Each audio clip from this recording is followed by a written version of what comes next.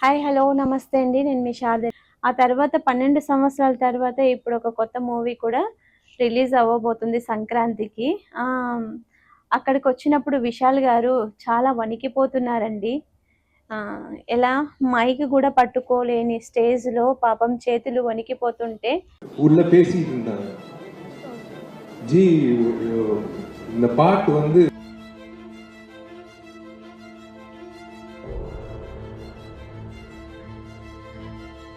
ఆజాన్ బాహుళ్లాగా 6 అడుగులు ఉంటాడు కదండీ ఆయన విశాల్ గారు. కానీ అలా వణికిపోతూ ఉంటే చాలా బాధ అనిపించిందండి. ఎందుకో తెలుసా? హీరోగా ఎన్నో ఎన్నో మంచి మంచి క్యారెక్టర్లు వేశారండి ఆయన. వాళ్ళ ఫాదరు నెల్లూరు రెడ్లండి. ఆయన కూడా ఆర్మీ ఆఫీసరు. ఆర్మీ ఆఫీసర్ అయ్యుండి ఆయనకు రిటైర్మెంట్ తీసుకున్న తర్వాత సినిమాలో రావాలనే ఒక ఉద్దేశంతో వేరే వేరే డిపార్ట్మెంట్లో పనిచేస్తారంటండి ఆయన. నెల్లూరు రెడ్లేంటి మళ్ళీ చెన్నైలో వెళ్ళి సెటిల్ అవ్వడం ఏంటి అంటే ఆయన సినిమా మీద ఉన్నటువంటి మక్కువతోటి మళ్ళీ వాళ్ళ నాన్న అటు వెళ్ళారు కాబట్టి ఈయన కూడా చెన్నైకి వెళ్ళారండి.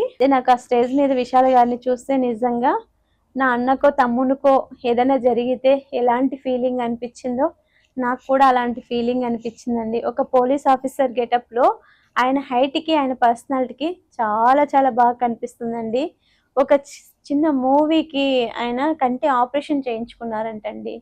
ఆ కంటి ఆపరేషన్ చూడండి ఎంత మనిషిని మైగ్రేన్ హెడేక్కి తీసుకెళ్ళిందంట. మైగ్రేన్ హెడేక్ అంటే అందరికీ తెలిసింది కదండి, ఒక వైపే తలనొప్పిస్తుంది. ఆ ఒక వైపే తల ఎప్పుడైతే నొప్పిస్తుందో వాటి కోసము మనం ట్యాబ్లెట్స్ వేసుకుంటూ ఉండాలండి. ఆ ట్యాబ్లెట్లు వేసుకోవడమే లాంగ్ ప్రాసెస్ అండి. మైగ్రేన్ అనేది అంత తొందరగా తగ్గదు. అది తగ్గడం కోసం ఆయన వేసుకున్న ట్యాబ్లెట్ల కారణంగా ఆయనకి కొంచెం మతిమరుపులాగా వచ్చిందని అంటున్నారు.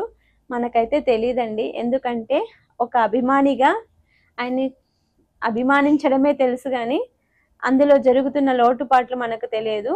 మనకు ఒక సినిమా ద్వారా మెప్పించడం కోసము పాపం సినిమా వాళ్ళు అనేక రకాలైనటువంటి జిమ్కి వెళ్తూ ఉంటారు. బాగా కనిపించాలి కదండి, 6 ప్యాక్ ఉండాలి, హీరోలాగా ఉండాలి అంటే వాళ్ళు మెయింటైన్ చేసుకోవాలి కదా. వాళ్ళు హెల్త్ కూడా పట్టించుకోకుండా వాళ్ళు 6 ప్యాక్స్ చేయడము, అధికమైన బరువులు ఎత్తడము, జిమ్లోకి వెళ్ళడము, అవన్నీ చేసి వాళ్ళు హెల్త్ అనేది పాడు చేసుకున్నారండి పాపము అంతో ఇంతో. చాలామంది మీడియా వాళ్ళు కవర్ చేస్తున్నారు డెంగ్యూ ఫీవర్ రావడము అని అంటున్నారు. ఫీవర్ వల్ల కూడా అయ్యి ఉండొచ్చండి, మనకి ఏదనేది తెలియదు. కానీ ఏదేమైనా కూడా విశాల్ గారు అలా కనిపించడం అనేది మనకి చాలా బాధాకరంగా అనిపించిందండి. ఆయన యాజ్ ఎర్లీ యాజ్ పాసిబుల్ మనకి ముందు విశాల్ ఎలా ఉన్నారో అలా రికవరీ అయ్యి చక్కగా నవ్వుకుంటూ స్టేజ్ మీదకి వచ్చి మనస్ఫూర్తిగా ఇంకా ఎన్నో ఎన్నో సినిమాలు చేయాలి. ఈరోజు నిన్న మొన్న ఏ వ్యాధి ఉన్నా కూడా డాక్టర్లు పరిశోధనలు చేస్తున్నారు, వాటికి సొల్యూషన్ కనుక్కుంటున్నారండి. పెద్ద పెద్ద క్యాన్సర్ల నుంచి పెద్ద పెద్ద వ్యాధుల నుంచి బయటపడ్డ వాళ్ళు చాలా మంది ఉన్నారు. మన విశాల్ గారు కూడా మనస్ఫూర్తిగా నేనైతే కోరుకుంటున్నానండి. ఎందుకంటే మనం ఎప్పుడు నెగిటివ్ మాట్లాడకూడదండి. ఏం జరిగింది, ఎలా జరిగింది, ఎందుకంటే వాళ్ళు ఒక సెలబ్రిటీ క్యాడర్లో ఉన్నవాళ్ళు.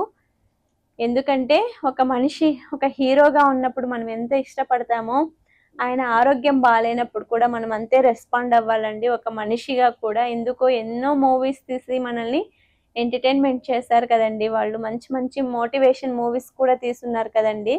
కాబట్టి అలాంటి వాళ్ళందరూ కూడా మనకు ఒక ఆణిముత్యం లాంటి వ్యక్తులే. కాబట్టి ఏది జరిగినా కూడా ఇప్పటికైనా భగవంతుడు ఆయనకి ఆయు ఆరోగ్యాలు, అష్టైశ్వర్యాలు, సిరి సంపదలతోనే కాకుండా మంచి ఆరోగ్యంతో ఆయన్ని బయటికి రావాలని నేనైతే మనస్ఫూర్తిగా కోరుకున్నానండి భగవంతుణ్ణి.